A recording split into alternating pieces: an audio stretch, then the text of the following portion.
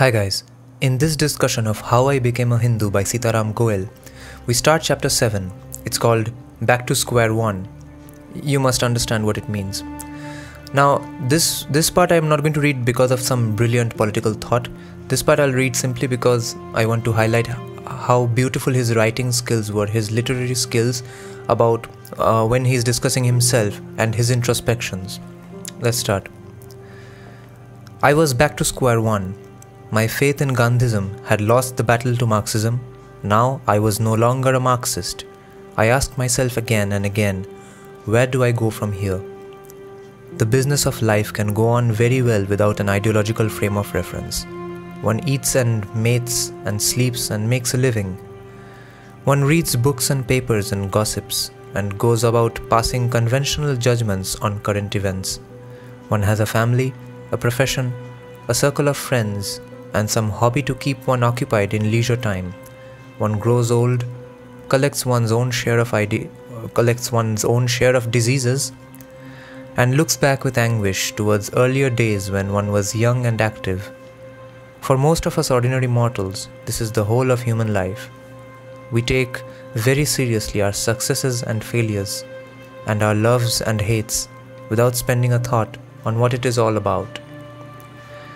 I have always been an ordinary person with ordinary aspirations.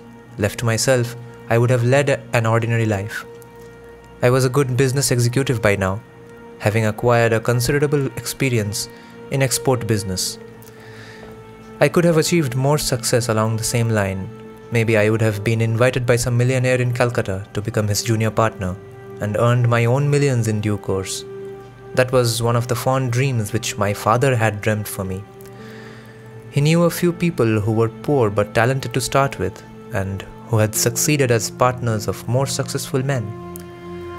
Maybe I would have overestimated myself in the business world, crashed, and spent the rest of my life cursing those who conspired to bring about my failure in the final bid.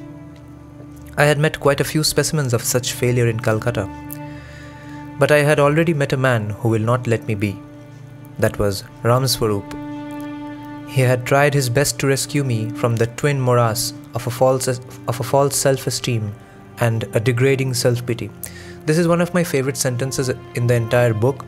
This basically describes every leftist almost I've ever met in my life, and it still applies to this day, and it applied in 1946, 7, 8, 9 when he was meeting leftists. Look at the beautiful phrase. He had tried his best to rescue me from the twin morass of a false self-esteem and a degrading self-pity. He had encouraged and assisted me with timely advice to take an impersonal interest in higher ideas and larger causes.